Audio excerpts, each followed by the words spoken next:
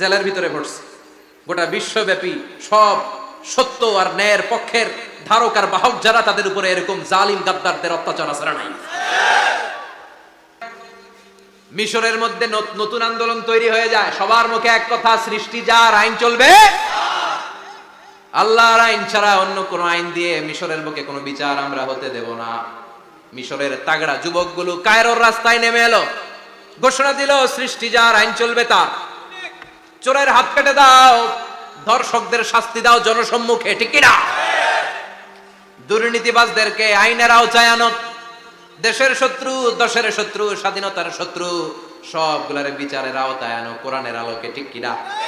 সংগ্রাম, বিক্ষোভে ফেটে পড়লো পুরো মিশর।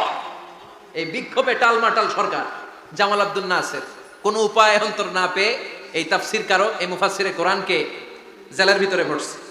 গোটা বিশ্বব্যাপী সব সত্য আর ন্যায়ের পক্ষের ধারক আর বাহক যারা, তাদের উপরে এরকম জালিম গাদ্দারদের অত্যাচার আছে না নাই? তাকে ফাঁসির কাস্টে ঝুলানো হবে। আদালত থেকে রায় দেয়া হয়েছে, মিশরের যুবকদেরকে এরকম আন্দোলনে ঠেলে দেওয়ার কারণে ডেথ পেনাল্টি, ফাঁসির রায় হলো। সৈয়দ কুতুব শহীদের ফাঁসির দিন ঘনিয়ে আসলো। কারা কর্তৃপক্ষের নিয়ম অনুযায়ী যাদেরকে হ্যাঙ্গিং করা হয়, ফাঁসি দেয়া হয়, ফাঁসির ঘণ্টাখানিক আগে ওই জেলখানার ইমাম সাহেব এসে তাদেরকে কালিমা পড়ায়। কি পড়ায়? আফদালুজ যিকরি লা ইলাহা, এই যে শ্রেষ্ঠ জিকির, এই শ্রেষ্ঠ জিকিরটা এসে পড়ায়। সৈয়দ কুতুব শহীদের ফাঁসির কাস্টে দাঁড়ানোর 1 ঘন্টা বাকি। কয় ঘন্টা? In the meantime jail কোডের নিয়ম অনুযায়ী জেলখানার ইমাম সাহেব চলে এসেছে। এসে বললেন, সৈয়দ কুতুব শহীদ, আমি আপনারে কালিমা পড়াতে এসেছি, পড়েন লা ইলাহা ইল্লাল্লাহ। সৈয়দ কুতুব শহীদ বললেন, তুই আমার কালিমা শিখাইস না, তোর কাছ থেকে আমার কালিমা শিখতে হবে না। এই কালেমা আমি খুব ভালো করে জানি, যে এই কালেমার তালিম দেওয়ার জন্য সরকার তোরে বেতন দিয়ে রাখে, ওই কালিমার ব্যাখ্যা করার কারণে আজকে আমার ফাঁসির মঞ্চে দাঁড়ানো লাগতেছে। চিল্লা এখন, ঠিক কিনা?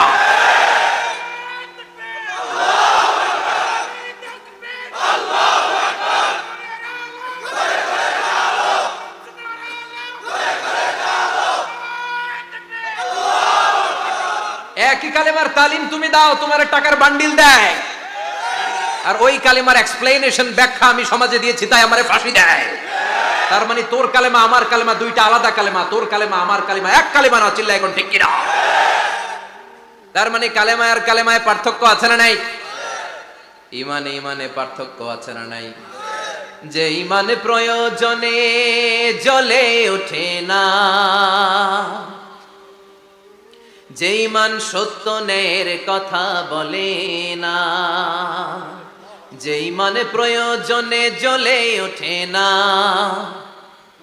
যে ইমান সত্য ন্যায়ের কথা বলে না, যে ইমান বাস্তবে নাই, যে ইমান অন্তরে নাই, মুখে শুধু ফাঁকা বলি, কি করে তারে বলো ইমানে বলি, কি করে তারে বলো ইমানে বলি, কি করে তারে বলো ইমানে বলি, ঠিক কিনা?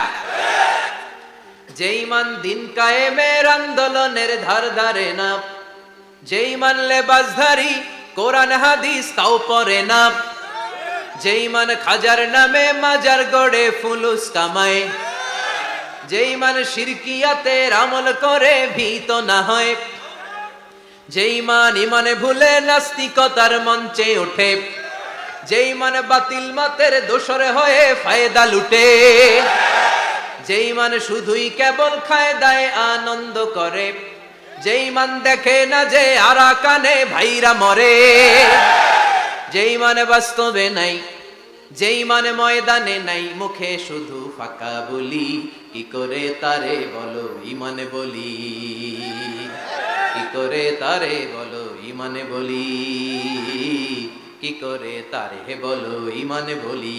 চিল্লায় বলেন, ঠিক কিনা? ইমানে ইমানে পার্থক্য আছে না নাই? কালেমায় কালেমায় পার্থক্য আছে না নাই? এটা হচ্ছে শ্রেষ্ঠ কালিমা, এটা বিপ্লবী কালেমা, এটা সংগ্রামী কালেমা। এই কালেমার পক্ষে যারা, তারা সত্য আর ন্যায়ের পক্ষে। চিল্লায় বলেন, ঠিক কিনা? এই কালেমাকে যারা মেনে নিয়েছে, তারা এক আল্লাহর কাছে মাথা নত করেছে, পৃথিবীর কারো কাছে তারা মাথা নত করে না। এই কালেমার পক্ষে যারা, তাদের স্বপ্ন যে কালেমার পতাকা এই দেশে উড়বে। চিল্লায় বলেন, ঠিক কিনা? কোনো একদিন এ দেশের আকাশে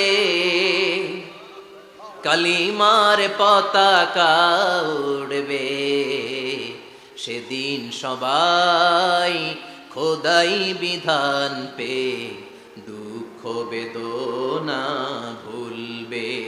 কোনো একদিন এদেশের আকাশে কালিমার পতাকা উড়বে, সেদিন সবাই খোদাই বিধান পে দুঃখ বেদনা ভুলবে। চিৎকার করে বলেন ঠিক কিনা? এই স্বপ্ন প্রতিটা মুমিনের অন্তরে থাকার দরকার আছে না নাই?